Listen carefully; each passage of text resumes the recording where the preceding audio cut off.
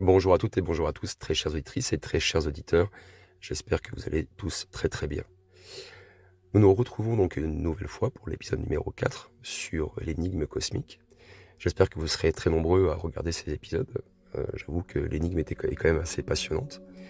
Et donc, je le répète, pour celui, en tout cas, ou celle qui a trouvé le premier la réelle énigme, eh bien, elle pourra choisir son propre sujet sur lequel je vais travailler et je vais créer un épisode spécialement pour vous. Voilà.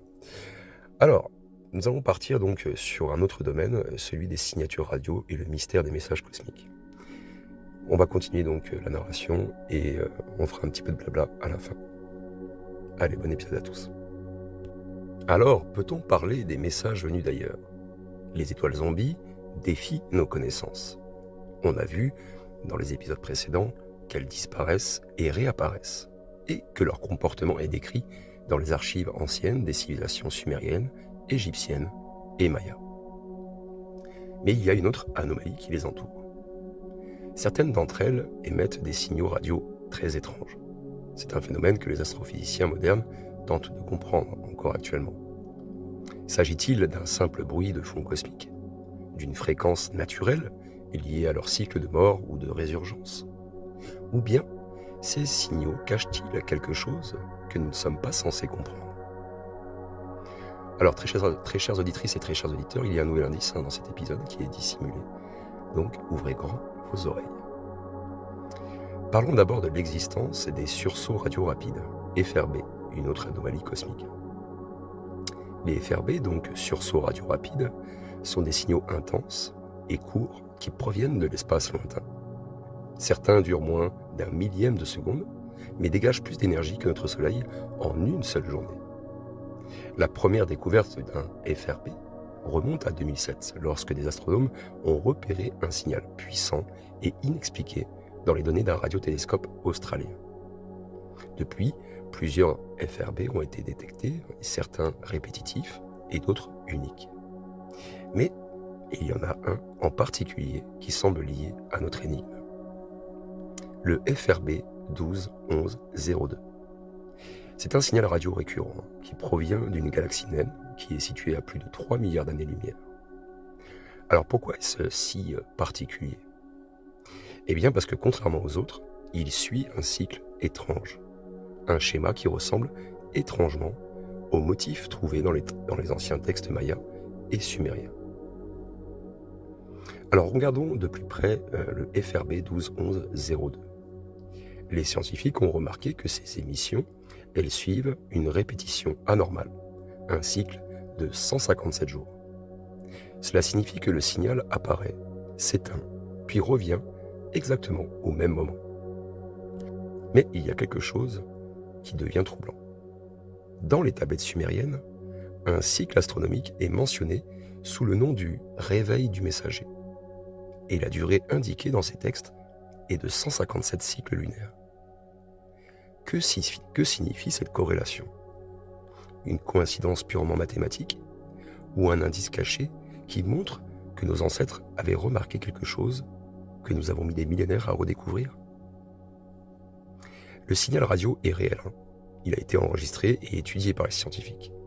Mais pourquoi un chiffre inscrit dans des tablettes vieilles de 4000 ans semble-t-il correspondre exactement à ce que nous détectons aujourd'hui? Alors peut-être s'agit-il d'un message secret dans les signatures radio. Depuis la découverte des FRB, des chercheurs se demandent si ces signaux sont d'origine naturelle ou artificielle. Certains pensent qu'il s'agit de magnétars, des étoiles à neutrons qui sont dotées d'un champ magnétique extrêmement puissant, et puis d'autres évoquent des interférences cosmiques, des collisions de matière noire ou même des trous noirs en rotation. Mais il existe une autre hypothèse, bien plus troublante. Et si ces signaux étaient un message, un signal intentionnel envoyé à travers l'univers dans un but précis? En 1977, il y a un autre signal radio qui a fait trembler la communauté scientifique, qu'on peut appeler le signal WOW. C'est un signal de 72 secondes qui a été capté par un radiotélescope de l'Ohio.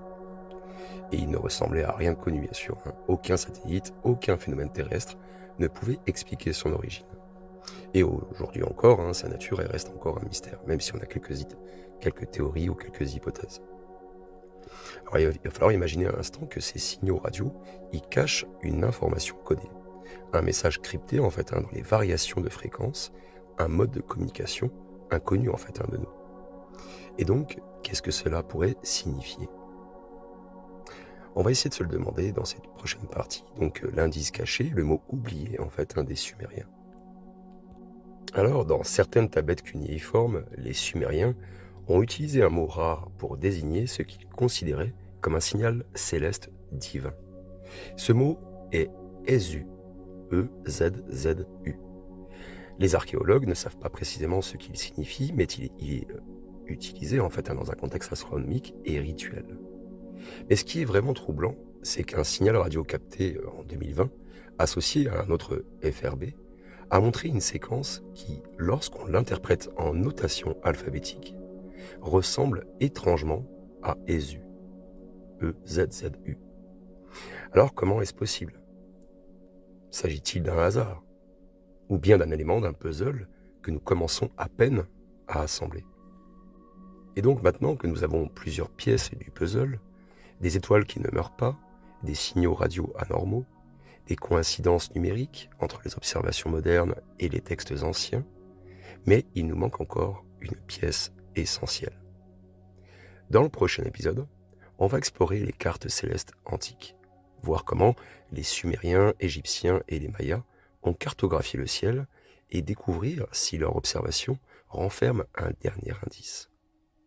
Donc restez à l'écoute surtout. Partagez vos théories en commentaire. Peut-être que certains d'entre vous ont déjà trouvé, je pourrais dire, une partie de l'énigme. Et surtout, n'oubliez pas de trouver un petit peu tous ces petits indices que je dissémine un peu partout. Voilà. Allez, passons un petit peu au blabla. Donc là, il vous restera donc encore un épisode pour résoudre l'énigme totale en fait de cette petite playlist. Et en tout cas, j'espère que ce petit jeu vous plaît et vous a plu. Pour ceux qui n'ont pas réussi, c'est pas grave. Je vais en recréer d'autres. Je vais refaire une autre série de 5 épisodes où je vais donc explorer un autre sujet, mais qui sera tout autant captivant et même passionnant. Et puis en plus, vous avez remarqué, je vous donne pas mal d'informations qui nous apprennent des vraies informations. On apprend beaucoup de choses dans ces épisodes. Et voilà, j'espère que ça vous plaît en tout cas le contenu. N'hésitez pas à me le signifier dans les commentaires. Ça me fait toujours plaisir de vous lire le matin.